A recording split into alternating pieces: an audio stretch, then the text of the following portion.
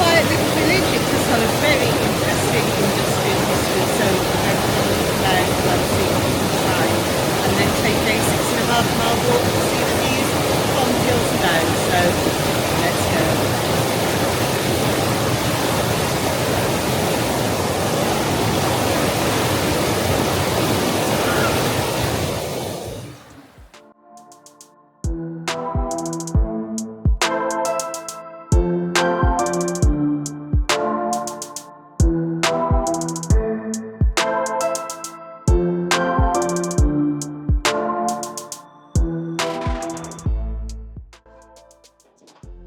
Today's walk starts and ends in the small village of Caldbeck, nestled below the northern fells of the Lake District. Despite its quaint appearance today, it has a rich industrial history including farming, mining, brewing and mills. This heritage is still visible around the village today, including limestone cottages, mills used for corn, wool spinning and carding, bobbin making and the remains of stone quarrying and the metal mining. The green is the focal point, with its grazing sheep on the common land, children playing and spring-fed duck pond.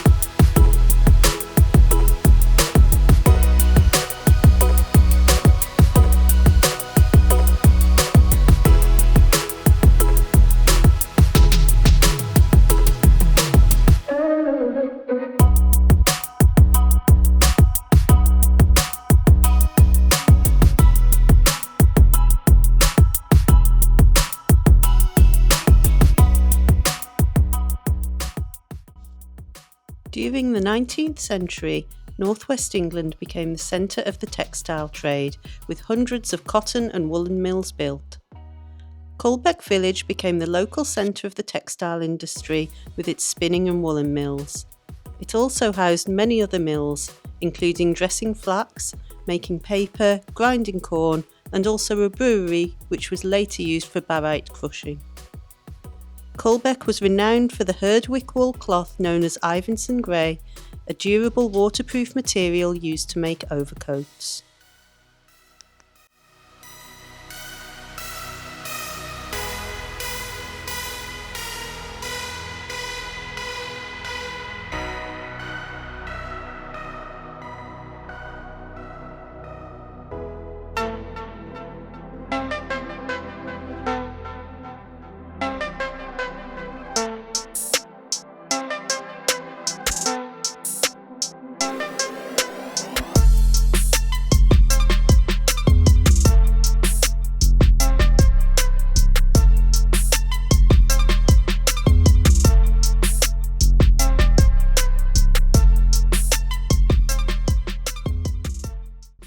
Howk Mill lies in a natural limestone gorge on Welpo Beck, west of Caldbeck, and is surrounded by trees and fast-flowing water, both needed for bobbin production. Bobbin mills were built in the 19th century. The demand grew for wooden bobbins and reels for the cotton trade, with Howk opened in the mid-19th century. One of the largest mills in the area, they also made the wooden breadboards, rolling pins, egg cups and dolls, much of which was exported to India. The 42-foot diameter water wheel fitted in 1859 was the largest mill wheel in England at the time and was a tourist attraction until it was removed in 1940. Following closure in 1924, the two-storey mill house and adjacent coppice barn with some small outbuildings are all that remain today.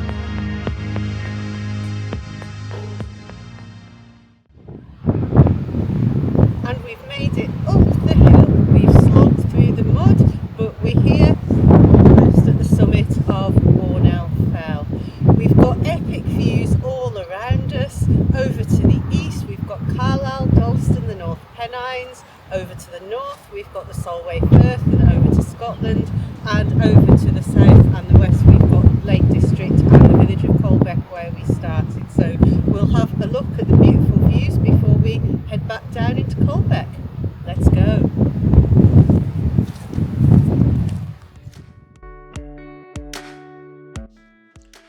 Warnell Fell is the high point between the villages of Welton and Caldbeck, and a ride up the road here is a popular challenge for local cyclists. There are a number of historical limestones and millstone grit quarries near the summit, including the largest and last Park Head, which was closed in 2005. Unfortunately, the landowners have continued to ignore planning requirements to restore it to nature. You can see one of our Caldbeck's mines, Sandbed, in our other Carrick Fell and High Pike videos.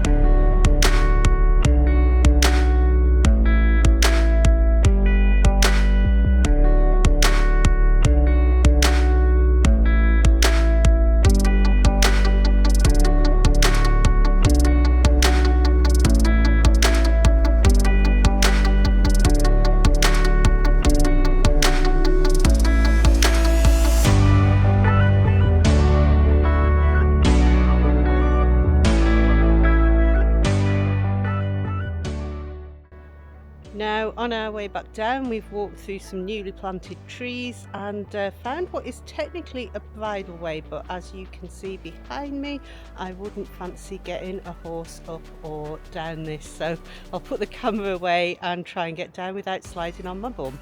Let's go.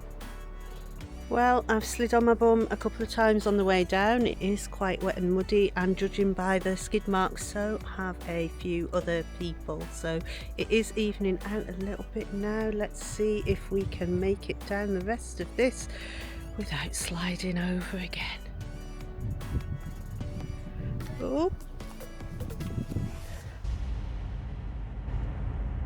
A network of footpaths and bridleways traverse Caldbeck, linking it with the surrounding countryside.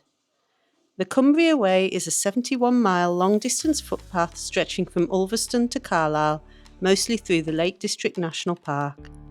Originally planned in the 1970s, it was fully waymarked by 2007 and is a popular multi-day challenge for walkers. This section follows the Caldbeck along to meet the River Caldew and on to Sebrum and Carlisle. For this walk, we take the opposite direction along the track down towards Caldbeck.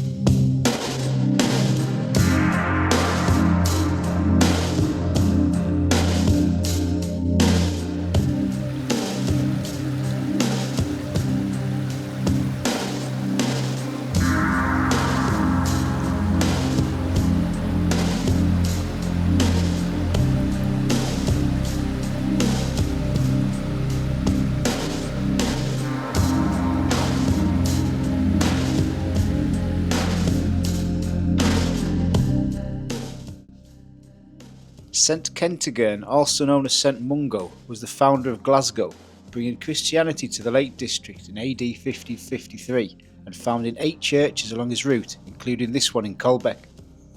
The current church was built in the early 12th century, and Norman portions are still visible in the interior. It was remodelled many times over the years, including the chancel in 1512, the tower in 1727, William Wales stained glass windows in 1867, and restorations in 1880 and 1932.